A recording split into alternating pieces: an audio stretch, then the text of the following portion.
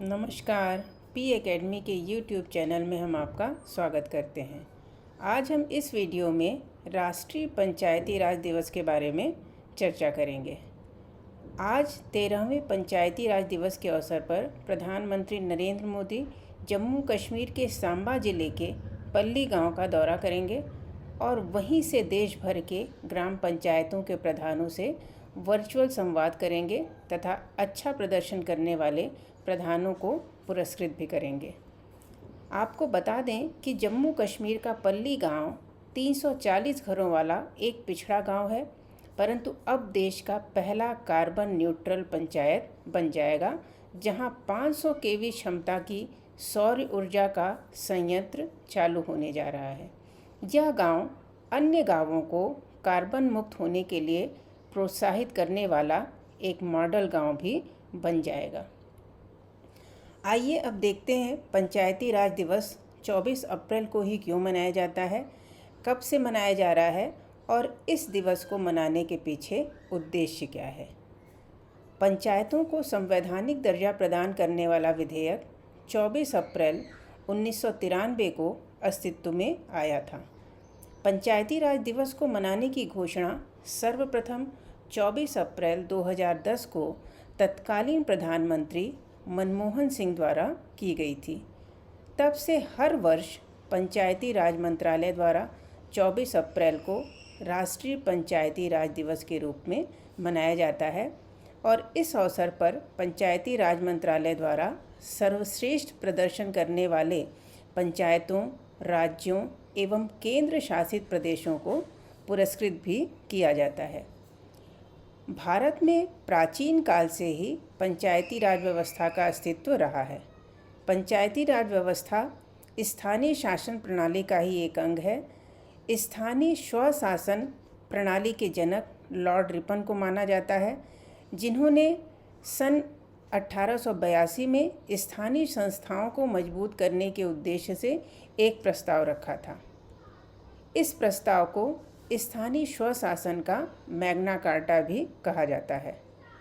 भारतीय शासन अधिनियम 1919 में जब प्रांतों में दोहरी शासन व्यवस्था लागू की गई थी, तो स्थानीय स्वशासन को हस्तांतरित विषयों की सूची में रखा गया था। स्वतंत्र भारत के संविधान में स्थानीय स्वशासन को राज्य सूची के विषय में रखा गया है। भारतीय संविधान के अनुच्छेद 40 में, जिसका संबंध राज्य के नीति निदेशक तत्व से है, राज्यों द्वारा ग्राम पंचायतों के गठन का उल्लेख किया गया है। स्थानीय स्वशासन को मजबूत करने के उद्देश्य से 1952 में सामुदायिक विकास कार्यक्रम तथा 1953 में राष्ट्रीय विस्तार सेवा कार्यक्रम चलाए गए। इन कार्यक्रमों की जांच हेतु 1957 में योजना आयोग द्वारा बलवंत राव मेहता की अध्यक्षता में समिति का गठन किया गया और इस समिति की सिफारिश पर त्रिस्तरीय पंचायती राज व्यवस्था लागू की गई। ग्राम स्तर, मध्यवर्ती स्तर और जिला स्तर।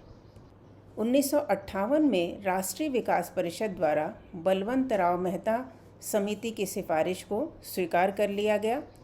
समिति की सिफारिश को स्वीकार करने के पश्चात सर्वप्रथम 2 अक्टूबर 1959 को राजस्थान के नागौर जिले के बगदरी गांव में तत्कालीन प्रधानमंत्री जवाहरलाल नेहरू द्वारा त्रिस्तरीय पंचायती राज संस्थाओं का उद्घाटन किया गया। इसके पश्चात पंचायती राज व्यवस्था को संवैधानिक दर्जा दिए जाने की मांग लगातार उठती रही।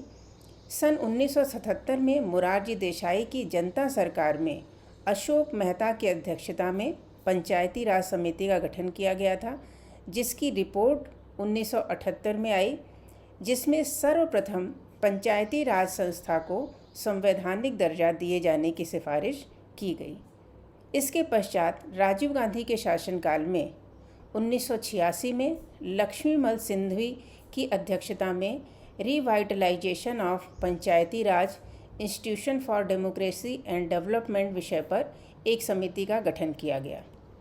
इस समिति के सिफारिश के आधार पर 1989 में भी पंचायती राज को संवैधानिक दर्जा दिए जाने का प्रयास किया गया। अंततः 24 अप्रैल 1993 को 73वां संविधान संशोधन अधिनियम 1992 लागू कर पंचायती राज संस्थाओं को संवैधानिक दर्जा प्रदान कर दिया गया। इसके द्वारा संविधान में एक नया भाग 9 जोड़ा गया, जिसमें 243 से 243 ओ तक कुल 16 अनुच्छेद जोड़े गए। साथ ही संविधान में 11वीं अनुसूची जोड़ी गई, जिसमें पंचायतों से संबंधित प्रावधानों का उल्लेख है। इस प्रकार भारत में गांधी जी के ग्राम स्वराज का स्वप्न साकार हुआ, क्योंकि गांधी जी भारत में पंचायती राज व्यवस्था के बहुत बड़े समर्थक थे। वे कहा करते थे कि भारत की आत्मा महानगरों में नहीं बल्कि 7 लाख गाँवों में बसती है। तो ये थी जानकारी पंचायती राज के बारे में। आपको हमारा ये वीडियो कैसा लगा हमें कमेंट बॉक्स में ज़रूर बताएं।